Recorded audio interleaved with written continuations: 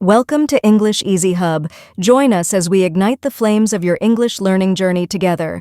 Please subscribe to watch and embark on your English learning journey. Don't miss out on the exciting content. In this in-depth conversation, Alex seeks guidance from his professor on improving spoken English through three key pillars: interaction, expression, and feedback. Recognizing the challenges of hesitation, vocabulary limitations, grammar mistakes, and maintaining motivation, Alex explores practical strategies to overcome these obstacles.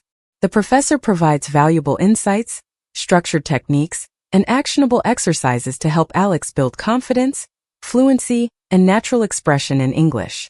This discussion highlights the importance of immersive practice, strategic learning, and a growth mindset in mastering spoken English effectively. Good afternoon, Professor. I've been reflecting on my English speaking skills and I keep coming across three key aspects: interaction, expression, and feedback. Could you explain why these three are considered fundamental to improving spoken English? Good afternoon, Alex. That's an excellent observation.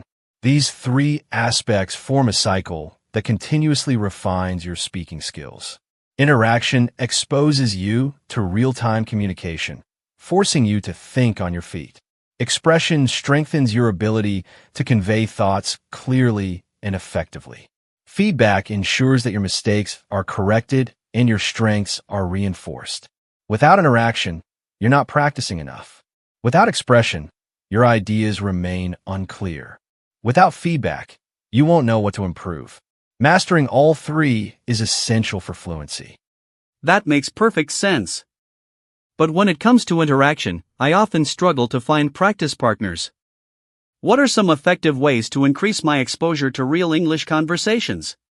That's a common challenge, but the good news is that interaction doesn't always have to be with a native speaker. First, consider joining online communities where English is spoken, such as discussion forums, social media groups, and language exchange platforms. You can also engage with English content interactively. Don't just watch videos, but comment on them, summarize what you've learned, or even create your own responses. If in-person practice is difficult, use AI conversation tools or language apps to simulate real dialogue. Additionally, shadow conversations. Listen to native speakers and repeat their words as if you're part of the discussion.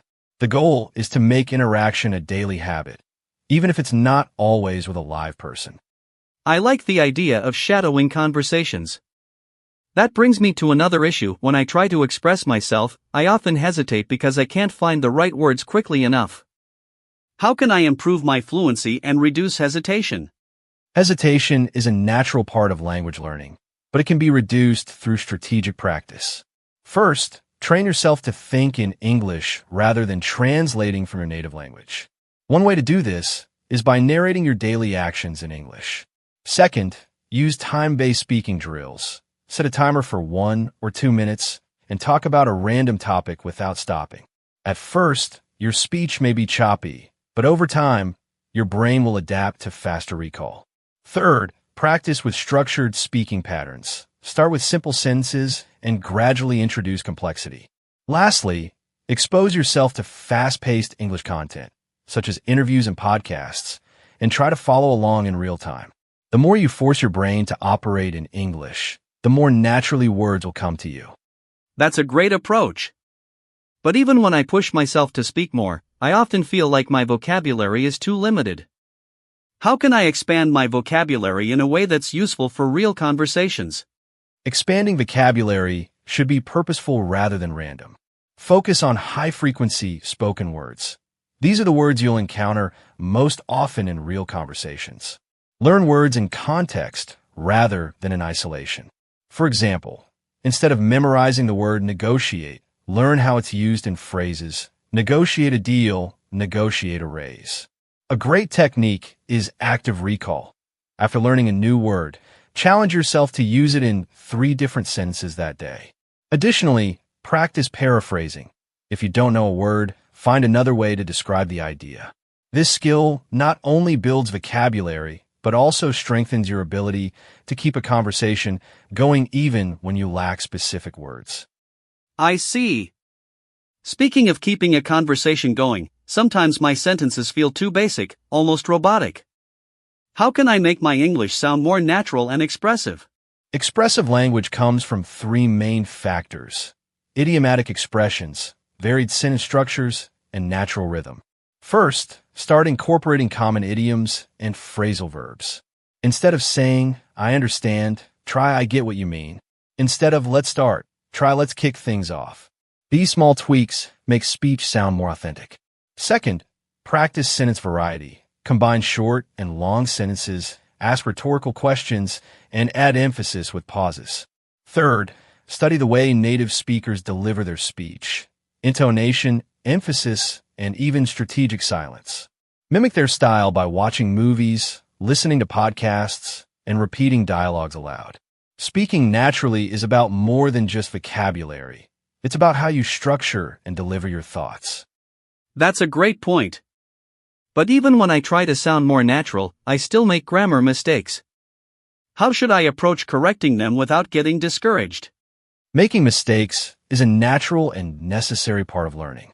The key is to correct them in a way that boosts confidence rather than lowers it. First, focus on identifying your most common errors. Do you often misuse tenses? Struggle with prepositions?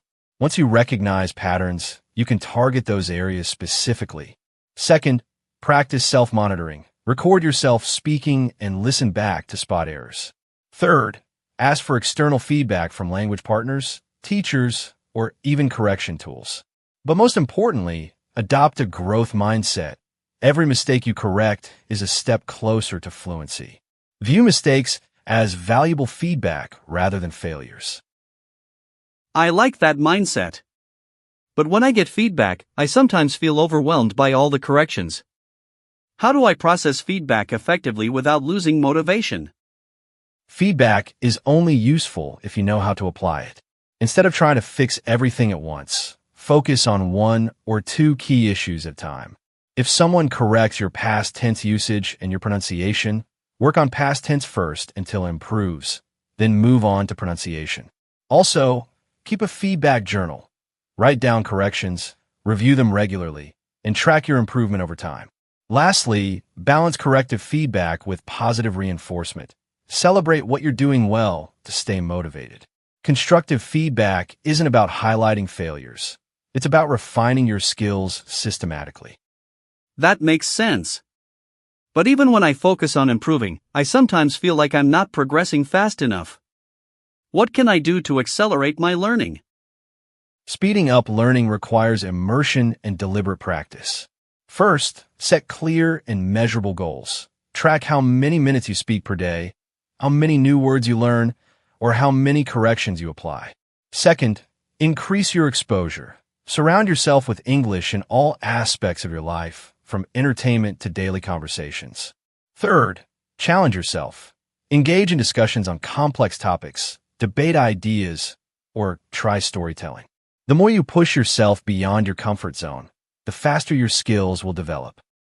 That's very helpful. But sometimes I don't have time for long study sessions. How can I practice effectively in short bursts? Short, focused practice can be just as effective as long sessions. Use micro-learning techniques. Practice speaking for 5 minutes while walking, listen to English audio while commuting, or do a 1-minute speaking challenge on a random topic. Another strategy is habit stacking. Integrate English into your existing routines. For example, while brushing your teeth, describe your day in English. During lunch, read an English article and summarize it in one sentence. Small, consistent efforts add up over time. That's a great strategy. One last thing, how do I make English practice fun so I don't lose motivation? Motivation is key to long-term success, and the best way to sustain it is by making learning enjoyable. Engage with English in ways that excite you.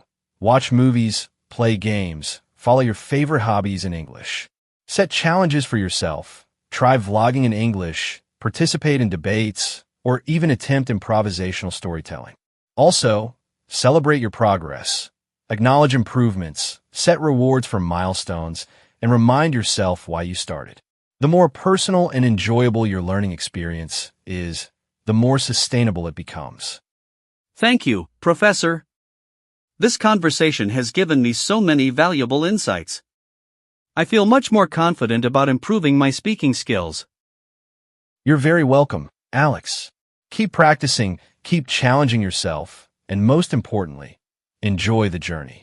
Fluency isn't about perfection. It's about continuous growth. Keep going, and you'll reach your goals. Through this conversation, Alex gains a comprehensive roadmap for improving his spoken English. He learns that fluency is not just about knowing words but about active engagement, structured practice, and continuous refinement. The professor emphasizes that interaction strengthens real-world communication, expression enhances clarity and natural flow, and feedback ensures consistent improvement. By incorporating daily immersion, targeted vocabulary building, self-monitoring, and creative learning methods, Alex can accelerate his progress. Ultimately, the key to mastering spoken English lies in consistency, resilience, and making the learning process enjoyable. With these strategies in place, Alex is now equipped with the tools to speak English more confidently and effectively. Thanks for watching. Remember to subscribe, like, comment, and share to keep the English learning journey alive.